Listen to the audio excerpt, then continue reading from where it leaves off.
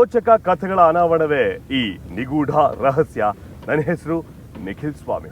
ಇವತ್ತು ನಾವು ನಿಮ್ಮನ್ನ ಒಂದು ವಿಚಿತ್ರವಾದಂಥ ಲೋಕಕ್ಕೆ ಕರ್ಕೊಂಡು ಹೋಗ್ತಾ ಇದ್ದೀವಿ. ಆ ಊರಲ್ಲಿ ಎಲ್ಲಿ ನೋಡಿದ್ರು ಹಾವು ಯಾವಾಗ ಬೇಕಾದರೂ ಬರಬಹುದು. ಆದರೆ ಇಲ್ಲಿ ತನಕ ಒಂದು ಹಾವು ಕೂಡ ಕಚ್ಚಿಲ್ವಂತೆ. ಹಾವಂದ್ರೆ ಮನೆಯ ಸಾಕು ಪ್ರಾಣಿನೋ ಪಕ್ಷಿ ಥರನ ಸಾಕ್ತಿರ್ತಾರಲ್ಲಿ. ಯಾವ ಊರು? ಹಾಗೇನೆ ಅಲ್ಲಿ ಒಂದು ಬೇವಿನ ಮರ ಇದೆ. ಎಲ್ಲ ಬೇವಿನ ಮರದಲ್ಲಿ ಕಹಿ ಆದರೆ ಇಲ್ಲಿ ಸಿಹಿಯಂತೆ. ಯಾಕೆ? ಮತ್ತೆ ಒಂದು ಪತ್ರ ಬರೆಯುವಂಥ ಅಭ್ಯಾಸ ಆ ದೇವಸ್ಥಾನಕ್ಕಿದೆ. ಎಲ್ಲಿದೆ ಮತ್ತು ಅಲ್ಲಿನ ಪವಾಡ ಏನು ಎಲ್ಲವನ್ನ ಈಗ ನೋಡಿ.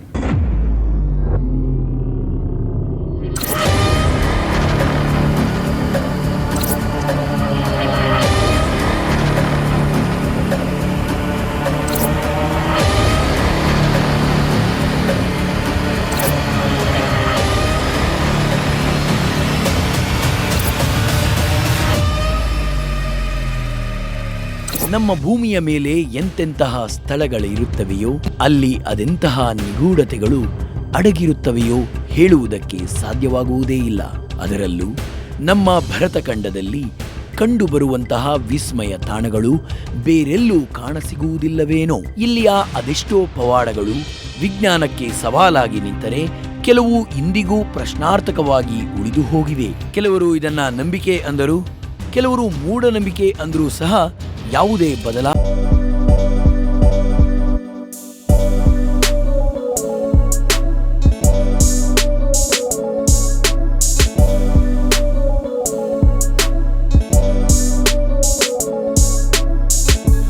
ಭೂಮಿಯಲ್ಲಿ ಹಾವುಗಳಿಗೆ ಒಂದು ಪ್ರತ್ಯೇಕ ಸ್ಥಾನವನ್ನು ಕಲ್ಪಿಸಿಕೊಡಲಾಗಿದೆ.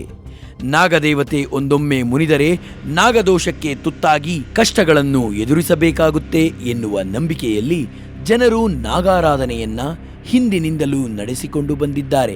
ಆದರೆ ನಿಜವಾದ ಹಾವುಗಳು ಕಾಣಿಸಿಕೊಂಡರಂತೂ ಎಲ್ಲರಿಗೂ ಎದೆಯ ಬಡಿತ ಜೋರಾಗಿ ಹೊಡೆದುಕೊಳ್ಳುವುದಕ್ಕೆ ಶುರು ಮಾಡುತ್ತೆ. ಹೆದರಿ ಕಿರುಚಿ ರಂಪರಾದಾಂತಗಳನ್ನು ಮಾಡಿ ಅಲ್ಲಿಂದ ತಪ್ಪಿಸಿಕೊಂಡರೆ ಸಾಕು ಎಂದು ಓಡುವುದಕ್ಕೆ ಶುರು ಮಾಡುತ್ತಾರೆ. ಇನ್ನು ಮನೆಗೆ ಹಾವು ಬಂದರಂತೂ ಕೇಳುವುದೇ ಬೇಡ ಅವರ ಪರಿಸ್ಥಿತಿಯನ್ನು.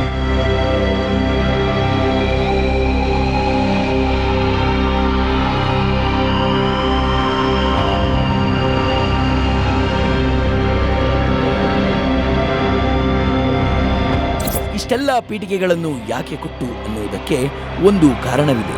ನಾವು ಇಂದು ನೋಡುತ್ತಿರುವ ಗ್ರಾಮದಲ್ಲಿ ಹಾವೆಂದರೆ ಭಯವಿಲ್ಲ. ಇಲ್ಲಿ ಯಾವಾಗ ಯಾರ ಮನೆಯ ಮೂಲೆಯಲ್ಲೂ ಬಂದು ಕೂತಿರುತ್ತೋ ಗೊತ್ತೇ ಇರುವುದಿಲ್ಲವಂತೆ. ಆದರೆ ಈವರೆಗೆ ಯಾರಿಗೂ ಸಹ ಹಾವು ಕಚ್ಚಿಲ್ಲವಂತೆ. ಬೀದಿಗಳಲ್ಲಿ ಓಣಿಗಳಲ್ಲಿ ಸುತ್ತುತ್ತಿದ್ದರೂ ಯಾರೂ ಹಾವಿಗೆ ಭಯಪಡುವುದಿಲ್ಲವಂತೆ. ಈ ವಿಷಯವನ್ನ ಕೇಳಿದ ಕ್ಷಣ ನಮ್ಮ ನಿಗೂಢ ರಹಸ್ಯ ತಂಡ ಹೊರಟಿದ್ದು ಆ ಊರಿನೆಡೆಗೆ.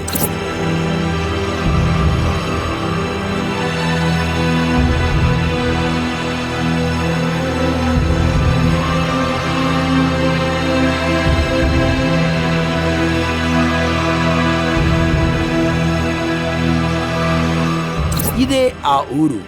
ಇಲ್ಲಿಯ ಜನರಿಗೆ ಹಾವೆಂದರೆ ಭಯವಿಲ್ಲ, ಅಂಜಿಕೆಯೂ ಸಹ ಇಲ್ಲ. ಇಲ್ಲಿ ಸರ್ಪವನ್ನ ಇಚ್ಛಾಧಾರಿ ಹಾವುಗಳು ಎಂಬ ನಂಬಿಕೆ ಇದೆ. ಇಂದಿಗೂ ಸಹ ಇಲ್ಲಿಯವರ ಮಾತನ್ನು ಹಾವುಗಳು ಆಲಿಸುತ್ತವೆ, ಅದರಂತೆಯೇ ನಡೆದುಕೊಳ್ಳುತ್ತವೆಯೂ ಸಹ. ಈಗ ಸಹಜವಾಗಿ ನಮ್ಮ ದೇವಸ್ಥಾನದಲ್ಲಿ ಸರ್ಪಗಳು ಅಚಾನಕವಾಗಿ ಯಾವಾಗ ಬಂದಿರುತ್ತೆ. ಈಗ ನಮ್ಮೂರಲ್ಲಿ ಸರ್ಪ ಅಂದರೆ ಏನೋ ಕಾಣೋದೇನು ವಿಶೇಷ ಏನಲ್ಲ. ಎಲ್ಲಿಯಾದರೂ ಸರ್ಪಗಳು ಯಾರ ಮನೆಯಲ್ಲಿ ಮಲಗಿದಾವೆ. ಈಗ ಆ ಸರ್ಪಗಳು ಇಲ್ಲ ಅವ್ರು ಕೆಲಸ ಮಾಡೋ ಹೊತ್ತಿನಾಗ ಅಚಾನಕವಾಗಿ ಅಲ್ಲಿದ್ದು ಅಂದರೆ ಅಜ್ಜಾಯಿಲೆಲ್ಲ ಬರಬಾರ್ದು ಸರ್ಕ ಅಂದರೆ ಸಂಪೂರ್ಣ ಸರ್ಕೊಳುತ್ತೆ ಅದು. ಆಮೇಲೆ ಕೋಲಲ್ಲಿ ಎತ್ತಿ ಹೊರಗಡೆನೂ ಹಾಕ್ತಾರೆ. ಕೆಲವೊಬ್ಬರು ಹಾವನ್ನು ಹಿಡ್ಕೊಂಡು ಹೊರಗಡೆ ಬಿಡ್ತಾರೆ.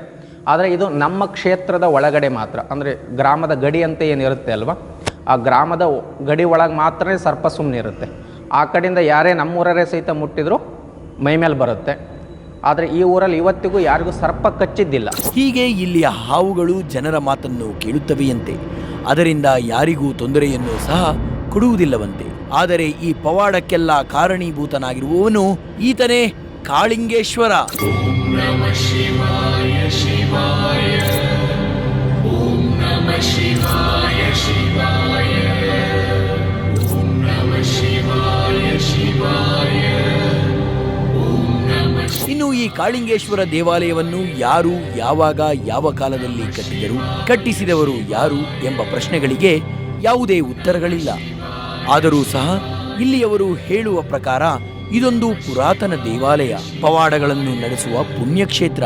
ಹಿಂದೆ ಇಲ್ಲಿ ಸಾಧು ಸಂತರುಗಳು ಸಹ ತಪಸ್ಸನ್ನ ಆಚರಿಸಿದ್ದರಂತೆ. ಅವರುಗಳ ತಪಸ್ಸಿಗೆ ಮೆಚ್ಚಿದ ಭಗವಂತ ಧರೆಗಿಳಿದು ಬಂದು ಅವರಿಗೆ ವರದಾನಗಳನ್ನು ಸಹ ಕರುಣಿಸಿದ್ದನಂತೆ. ಅಂತಹ ಮಹಾಮಹಿಮ ಕ್ಷೇತ್ರವಿದು ಅಂತಾರೆ.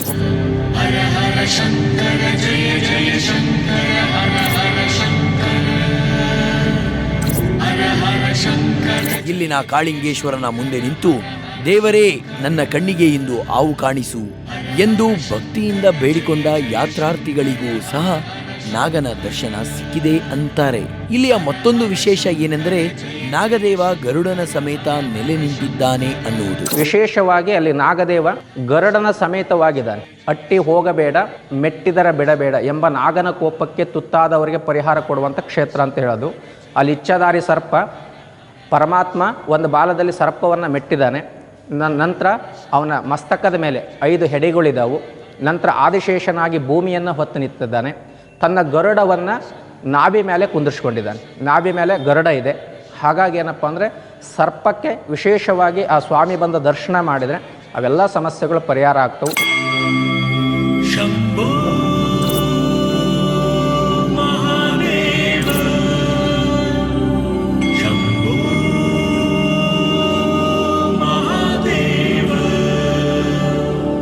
ಇನ್ನು ಈ ಕಾಳಿಂಗೇಶ್ವರನ ಗರ್ಭಗುಡಿಯಲ್ಲಿ ರಾಮಲಿಂಗೇಶ್ವರ, ಚೌಡೇಶ್ವರಿ, ನಂದೀಶ್ವರ ದೇವರುಗಳ ವಿಗ್ರಹಗಳು ಸ್ಥಾಪಿಸಲಾಗಿದೆ.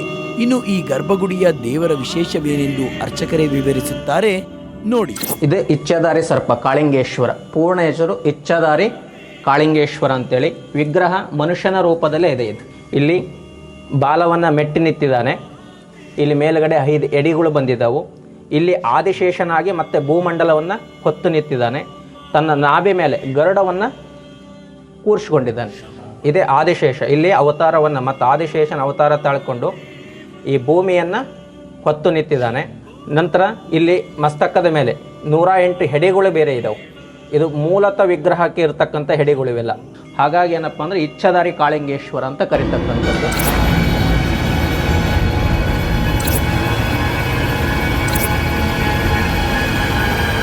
ಇಂತಹ ವಿಶೇಷವಿರುವ ಈ ದೇವಾಲಯದಲ್ಲಿ ಒಂದೇ ಪೀಠದಲ್ಲಿ ಚಾಮುಂಡಿಯೊಂದಿಗೆ ವಿರಾಜಮಾನನಾಗಿದ್ದಾನೆ ಮಹಾದೇವ.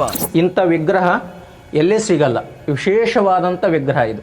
ನಾವೆಲ್ಲ ಕಡೆನೂ ಇಲ್ಲಿಂದ ನಾವೆಲ್ಲೇ ಹೋದರೂ ನಾಗ ಆರಾಧನೆ ಮಾಡಬೇಕು ಅಂದರೆ ಶಿವನನ್ನೇ ಆರಾಧನೆ ಮಾಡ್ತೀವಿ, ಅಂದರೆ ಲಿಂಗ ರೂಪದಲ್ಲೇ ಆರಾಧನೆ ಮಾಡ್ತೀವಿ. ಶ್ರೀ ಕ್ಷೇತ್ರದಲ್ಲಿ ಪರಮೇಶ್ವರನ ಇಚ್ಛಾಧಾರಿ ಸರ್ಪನಾಗಿ ನೆಲೆಸಿದ್ದಾನೆ ಅನ್ನೋದಕ್ಕೆ ಇಲ್ಲಿ ಶಿವಶಕ್ತಿಗಳಿಗೆ ಇಬ್ಬರಿಗೂ ಒಂದೇ ಪೀಠದಲ್ಲಿ ಪೂಜೆ.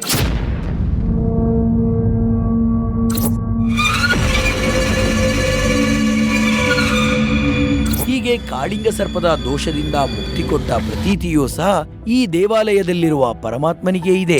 ಇಚ್ಛಾಧಾರಿ ಸರ್ಪ ಈ ಕ್ಷೇತ್ರದಲ್ಲಿ ಇರ್ತಕ್ಕಂಥದ್ದು ಸಾಕ್ಷಾತ್ ಶಿವನೇ.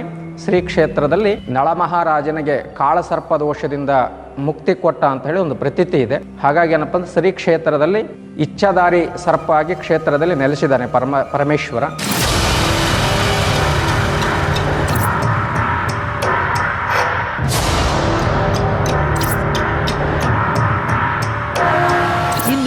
ಇಲ್ಲಿ ಗೊತ್ತಿದ್ದೋ ಗೊತ್ತಿಲ್ಲದೆಯೋ ಹಾವುಗಳಿಗೆ ತೊಂದರೆಯನ್ನ ಕೊಟ್ಟು ಅವುಗಳಿಂದ ಶಾಪವೇನಾದರೂ ಉಂಟಾದರೆ ಈ ಕಾಳಿಂಗೇಶ್ವರನ ಸನ್ನಿಧಿಗೆ ಬಂದರೆ ಶಾಪ ನಿವಾರಣೆಯಾಗಿ ಸುಖ ಶಾಂತಿಯಿಂದ ಜೀವನ ನಡೆಸುವಂತೆ ಆಗುತ್ತಂತೆ.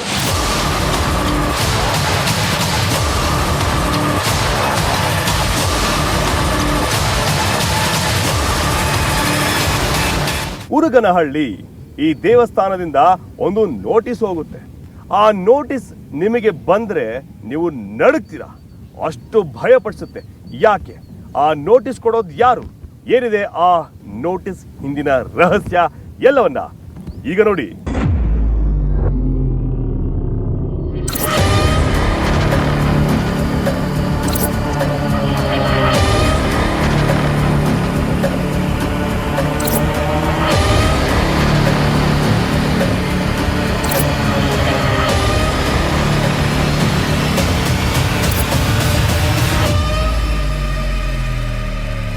ಈ ಕ್ಷೇತ್ರಕ್ಕೆ ಬಂದರೆ ಎಂತಹ ನಾಗಶಾಪಗಳಿಂದ ಬಳಲುತ್ತಿರುವವರು ಸಹ ಗುಣಮುಖರಾಗುತ್ತಾರೆ, ಕಂಟಕಗಳಿಂದ ಪಾರಾಗುತ್ತಾರೆ ಅನ್ನುವ ನಂಬಿಕೆಯೂ ಸಹ ಇಲ್ಲಿದೆ.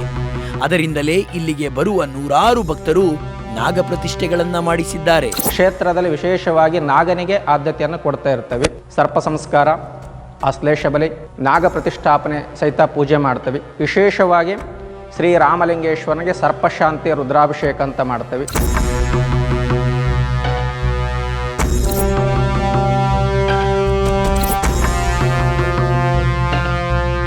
ಇನ್ನು ಇಲ್ಲಿ ನೆಲೆಸಿರುವ ಚಾಮುಂಡಿಯ ಮಹಿಮೆ ಅಪಾರ. ಸುತ್ತಮುತ್ತಲಿನ ಜನ ಯಾವುದೇ ಕೆಲಸಗಳನ್ನು ಮಾಡಬೇಕಾದರೂ ಸಹ ಈ ದೇವಾಲಯಕ್ಕೆ ಬಂದೇ ಬರುತ್ತಾರೆ. ಇಲ್ಲಿ ಬಂದು ಹೂವಿನ ಅಪ್ಪಣೆಯನ್ನ ಕೇಳುತ್ತಾರೆ. ಅದು ನೆರವೇರುತ್ತೆ ಅಂದರೆ ಬಲಭಾಗದಿಂದ ಹೂ ಬೀಳುತ್ತಂತೆ. ಒಂದು ವೇಳೆ ಅಂದುಕೊಂಡ ಕೆಲಸವು ನೆರವೇರುವುದಿಲ್ಲವೆಂದಾದರೆ ಎಡಗಡೆಯಿಂದ ಹೂ ಬೀಳುತ್ತಂತೆ.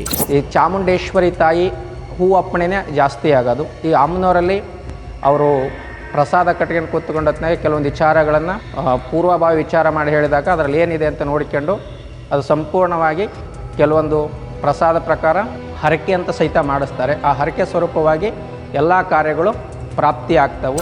ಈ ದೇವಾಲಯಕ್ಕೆ ಬಂದು ತಮ್ಮ ಕಷ್ಟಗಳನ್ನು ಹೇಳಿಕೊಂಡು ಹೋದಾಗ ಅವರು ಅಂದುಕೊಂಡಿದ್ದೆಲ್ಲ ನೆರವೇರಿದೆಯಂತೆ. ಈ ದೇವನ ಮಹಿಮೆಯನ್ನ ಇವರು ವಿವರಿಸೋದು ಹೀಗೆ.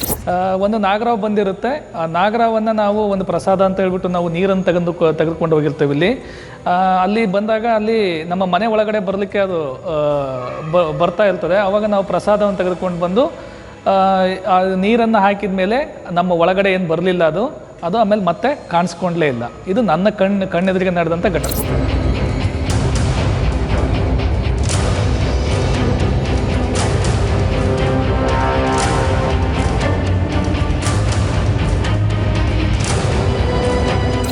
ಬಂದು ಈ ದೈವದಲ್ಲಿ ಹರಕೆಯನ್ನ ಹೊತ್ತು ಹೋದ ಒಂದೇ ತಿಂಗಳಿಗೆ ಇವರಿಗೆ ಮದುವೆಯಾಗಿದೆಯಂತೆ. ಇದಕ್ಕೆಲ್ಲ ಕಾರಣ ಈ ದೇವನೇ ಅನ್ನುವ ನಂಬಿಕೆ ಇವರದ್ದು. ವರ್ಷ ಆದರೂ ಕೂಡ ಮದುವೆ ಒಂದು ಸಮಸ್ಯೆ ಆಗಿರ್ತದೆ. ಅವಾಗ ಎಲ್ಲ ಕಡೆಗೂ ಸುಬ್ರಹ್ಮಣ್ಯ ಇಲ್ಲೆಲ್ಲ ಹೋಗಿರ್ತೇವೆ, ಆದರೂ ಕೂಡ ಎಲ್ಲ ಆಗಿರಲ್ಲ. ಸುಮಾರು 3 ವರ್ಷದಿಂದ ಪೂಜೆ ಮಾಡಿರ್ತೀವಿ. ಯಾರೋ ಒಬ್ಬರು ಹೇಳ್ತಾರೆ, ಒಂದು ಬಾರಿ ನೀವು ಉರುಗ್ನಳ್ಳಿಗೆ ಹೋಗಿ ಅಲ್ಲಿ ಒಂದು ಇದು ನಾಗದೋಷ ಅಂತ ಹೇಳ್ಬಿಟ್ಟು ಒಂದು ಪ್ರಸಾದವನ್ನು ಮಾಡಿಸಿ ಪೂಜೆಯನ್ನು ಮಾಡಿಸಿ ಆಮೇಲೆ ನೀವು ಅಲ್ಲೊಂದು ಪ್ರಸಾದ ಕೇಳಿ ಅಂತ ಹೇಳಿದರು. ನಾವು ಹೋದ ವರ್ಷ ಅಂದರೆ 2020ರಲ್ಲಿ ಡಿಸೆಂಬರ್ ತಿಂಗಳಲ್ಲಿ ಬಂದ್ಬಿಟ್ಟು ಒಂದು ಪೂಜೆ ಮಾಡ್ತೀವಿ. ಪೂಜೆ ಮಾಡಿ ನಾವಿಲ್ಲಿ ಪ್ರಸಾದ ಕೇಳಿ ನಾಗದೋಷ ಪೂಜೆ ಮಾಡಿಸಿ ಎಲ್ಲರೂ ಹೋಗಿ ಕೇಳಿ ಹೋಗ್ತೀವಿ. ಆ ಹುಡುಗಿ ನೀವೇನು ಆಗಬೇಕು ಅಂತ ಅಂದ್ಕೊಂಡಿದ್ದೀರ ಅದು ಆಗುತ್ತೆ ಅನ್ನೋದೊಂದು ಪ್ರಸಾದ ಬರುತ್ತೆ ಇಲ್ಲಿ. ನಾವು ಅದೇ ರೀತಿಯಾಗಿ ಅವ್ರ ಮನೆಗೆ ಹೋದಾಗ ಕೂಡ ಅವರು ಕೂಡ ಯಾವುದೇ ಸಮಸ್ಯೆ ಇಲ್ಲದೇ ಒಂದೇ ಬಾರಿಗೆ ನಮ್ಮ ಮದುವೆ ನಿಶ್ಚಯ ಆಗುತ್ತೆ.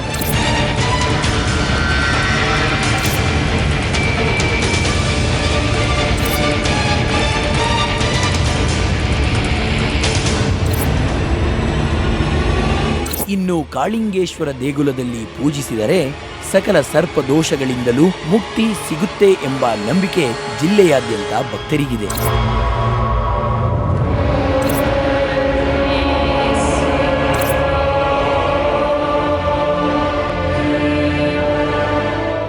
ಎಲ್ಲ ಬೇವಿನ ಮರ ಕಹಿ ಇರುತ್ತೆ, ಅಂದ್ರೆ ಅದರ ಎಲೆ. ಬಟ್ ಈ ಬೇವಿನ ಮರದ ಎಲೆ ಸಿಹಿ ಅಂತೆ. ಆದ್ರೆ ನಿಜಕ್ಕೂ ಇದೆಯಾ?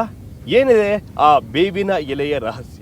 ನಾವು ಅದನ್ನ ತಿಂದಾಗ ಏನಾಯ್ತು ಎಲ್ಲವನ್ನ ಹೇಳ್ತೀವಿ ಈಗ.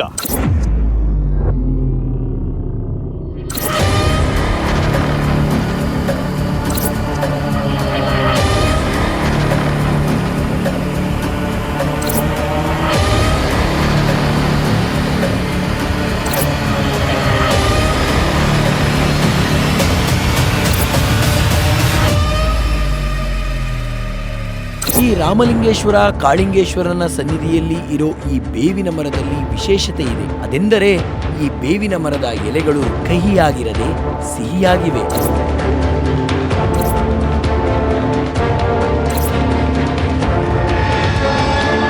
ಈ ಮಾತು ನಮ್ಮ ಕಿವಿಗೆ ಬೀಳುತ್ತಲೇ ಕಿವಿಗಳು ನೆಟ್ಟಗಾದವು. ನಾವು ನೋಡೇ ಬಿಡುವ ಸತ್ಯವೋ ಅಸತ್ಯವೋ ಎಂದು ನಾವು ಎಲೆಗಳನ್ನು ತಿನ್ನುವುದಕ್ಕೆ ಶುರು ಮಾಡಿದೆವು.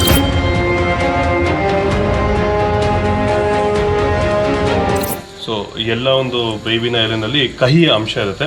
ಬಟ್ ಇಲ್ಲಿ ವಿಶೇಷ ಅಂದರೆ ಸಿಹಿ ಅಂತ ಹೇಳಿದರೆ ಅದನ್ನು ಹೌದು ನೋಡಿ, ಎಲ್ಲ ಬೇರೆ ಕಡೆ ಎಲ್ಲ ಒಂದು ಎಲೆ ತಿನ್ನೋಕ್ಕಾಗಲ್ಲ. ಇಲ್ಲಿ 3-4 ಎಲೆ 5-6 ಎಲೆ ತಿಂದ್ರೂ ಕೂಡ ಕಹಿ ಇಲ್ಲ ಇದು. ನಮ್ಮ ಇಡೀ ತಂಡ ನೋಡಿ 4 ಕಿಲೋ ತಿಂದ ನಾನು ಇವಾಗ. ಈ ಬೇವಿನ ಮರದ ಎಲೆ ಕಹಿ ಇರಲ್ಲ, ಸಿಹಿ ಇರುತ್ತೆ. ಇದೇ ವಿಶೇಷ ಇದರದ್ದು. ಎಲ್ಲ ಕಡೆ ನಾವು ನೋಡಿರ್ತೀವಿ, ಬೇವು ಅಂದರೆ ಕಹಿಗೆ ಹೆಸರುವಾಸಿ ಇದೆ. ಬೇವು ಬೆಲ್ಲ, ಸಿಹಿ ಕಹಿ ಅಂತ. ಮತ್ತು ಹೆಂಗಿದೆ, ಸಪ್ಪೆ ಇರ್ತದೆ.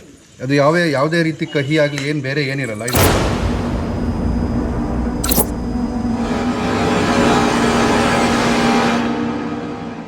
ಎಸ್, ಈ ಬೇವಿನ ಎಲೆ ನಿಜವಾಗಿಯೂ ಸಿಹಿಯಾಗಿದೆ, ಕಹಿಯಾಗಿಲ್ಲ.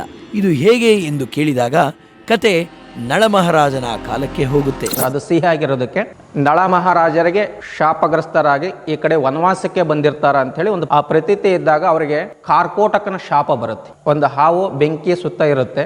ಹಾಗಾಗಿ ಏನಪ್ಪ, ಅದನ್ನ ರಕ್ಷಣೆ ಮಾಡ್ತಾರೆ ಅವರು. ಆ ರಕ್ಷಣೆ ಮಾಡಿದಾಗ ಆ ಹಾವು ತಿರುಗಿ ಮತ್ತೆ ನಳ ಮಹಾರಾಜರಿಗೆ ಕಚ್ಚುತ್ತೆ. ಆ ಕಚ್ಚಿದಾಗ ಅವರಿಗೆ ವಿಷಪೂರ್ತಿಯಾಗಿ ಆ ಮೈ ಹಮ್ಮಿಕೊಂಡಾಗ ಅವ್ರಿಗೆ ಏನಾಗುತ್ತೆ ಅಂದರೆ ಸರ್ಪ ಹುಣ್ಣಾದಂಗೆ ಆಗ್ಬಿಡುತ್ತೆ. ಅವರು ಕೆಲವೊಂದು ದಿನಗಳ ಪ್ರಕಾರ ಶ್ರೀಕ್ಷೇತ್ರದಲ್ಲಿ ಇಲ್ಲೇ ಕುಂತು ಭಗವಂತನನ್ನ ತಪಸ್ಸನ್ನ ಮಾಡ್ತಾರೆ.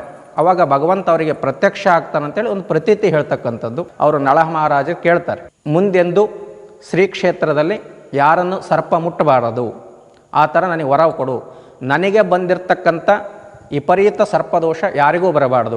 ನನಗೆ ಮೂಲತಃ ಈ ನಾಗದೋಷ ಹೋಯ್ತು ಅನ್ನೋದಕ್ಕೆ ನಾನು ಏನು ಸಾಕ್ಷಿಯಪ್ಪ ಅಂದಾಗ ಪರಮೇಶ್ವರ ಆ ವಿಷವಿಲ್ಲದ ಅಂದರೆ ವಿಷ ಇರ್ತಕ್ಕಂಥ ಕಹಿ ಬೇವಿನ ಮರವನ್ನು ಅವರಿಗೆ ನಳ ಮಹಾರಾಜನಿಗೆ ಕೊಡ್ತಾನೆ. ಅದು ಸಿಹಿ ಬರುತ್ತೆ. ಅಂದಿನಿಂದ ಇಂದಿನವರೆಗೂ ಸಿಹಿ ಬೇವಿನ ಮರ ಅಂತ ಕರಿತೇವೆ.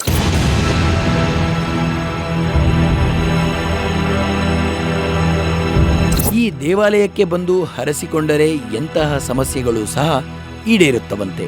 ಮಕ್ಕಳಾಗದವರಿಗೆ ಸಂತಾನ ಭಾಗ್ಯ, ಮದುವೆಯಾಗದವರಿಗೆ ವಿವಾಹ ಭಾಗ್ಯ, ಉದ್ಯೋಗ, ವ್ಯವಹಾರ, ಯಾವುದೇ ತೊಂದರೆಗಳಿದ್ದರೂ ಇಲ್ಲಿಗೆ ಬಂದರೆ ಅವು ಸುಸೂತ್ರವಾಗಿ ನೆರವೇರುತ್ತವಂತೆ.